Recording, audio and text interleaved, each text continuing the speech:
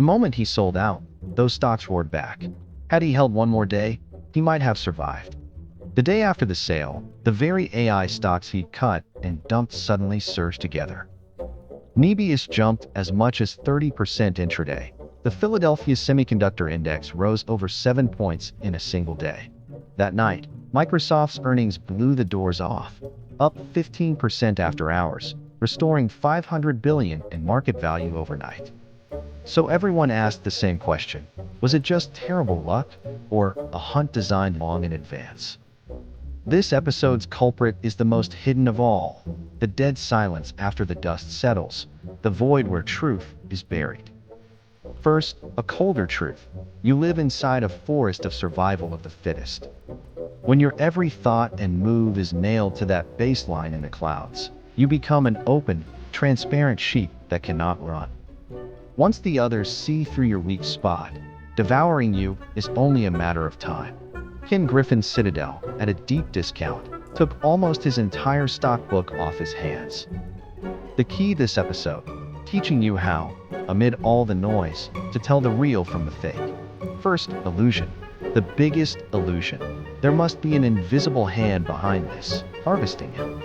Conspiracy feels great because it hands a tangled mess one simple, satisfying explanation.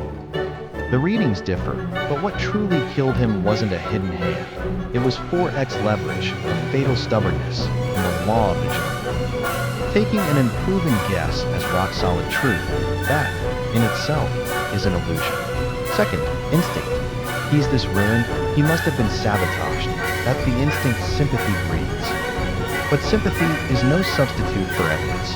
What truly killed him was that baseline set in the clouds. Third, the real good. He's still alive. After awakening, he can still rise from the ashes. He kept his roughly $5 billion core stake in Anthropic. The fund turned private. He is not out. And Citadel catching the book while others panic sold is a normal market function, cold-blooded as it is. Fourth, the deepest bad. It's using conspiracy to excuse yourself. Blame it all on, I was hunted, and you'll never learn the real lesson: ignoring the odds of ruin.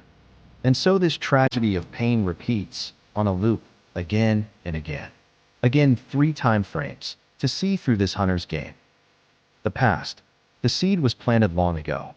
Over 2 years, he handed his own weak spot away with his own hands. Add that he set no warning line, overconfident and stubborn, and naturally, he became a sheep in the forest. Whoever holds your weak spot can harvest you on any given morning. The present. Right now, everyone watching is wrapped in that dead silence after the dust settles. People rush to fill that void of truth with a single word: conspiracy. All they see is a pitiful victim. Never he himself chose to sit down at a table where he'd bet his life. The future, the real awakening. Living in a forest of the fittest, playing a game of life and death, staying alive is the first task. You must set a survival warning line to replace that happiness and pain baseline hijacked by extreme experience. Only then can you quietly enjoy the surprises life brings.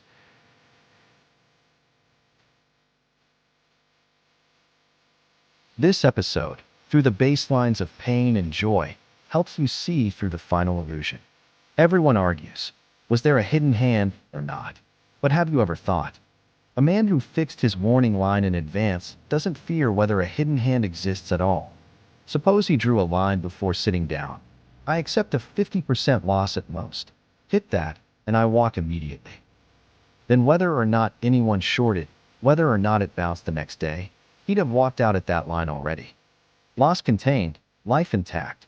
The hidden hand can only harvest those whose body is in the casino, whose heart is on the riches. Why was he harvested? His heart was locked on. I must win.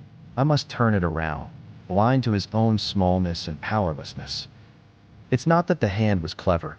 He leaned his own body past the safety line, and anyone passing could topple him. So here's the truth. Hunter or no hunter, you should never place yourself outside the safety line. Fixing that safety warning line in advance is your hardest charm against every hidden hand. Why does conspiracy sell so well? Because this society made money, power, and profit the whole of life and death. So the moment anyone loses them, we instinctively want to drag out a killer. But the truth is colder. No one killed him. The game that makes profit the only faith mass produces victims all on its own. This soil needs no hidden hand. It harvests by itself. Here, each of us is a potential next sheep and a potential next hand. So, today, 3 things you can do right now. First, for yourself, find one weak spot in your life, a dependence that collapses you the instant someone lets go. Starting today, prepare a backup road for it.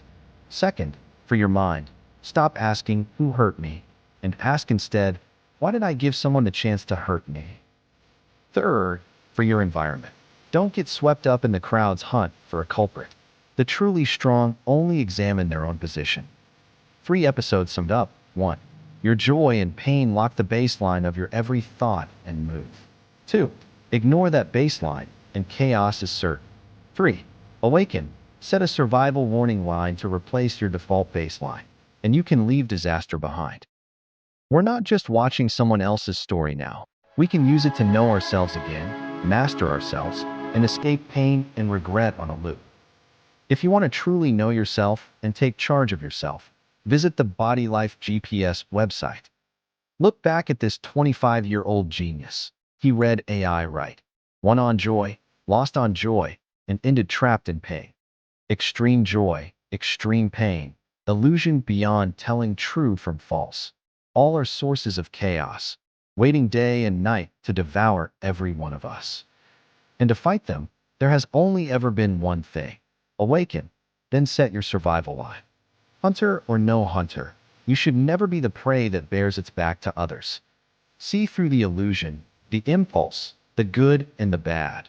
Once you truly understand, walk only the one road that lets you live.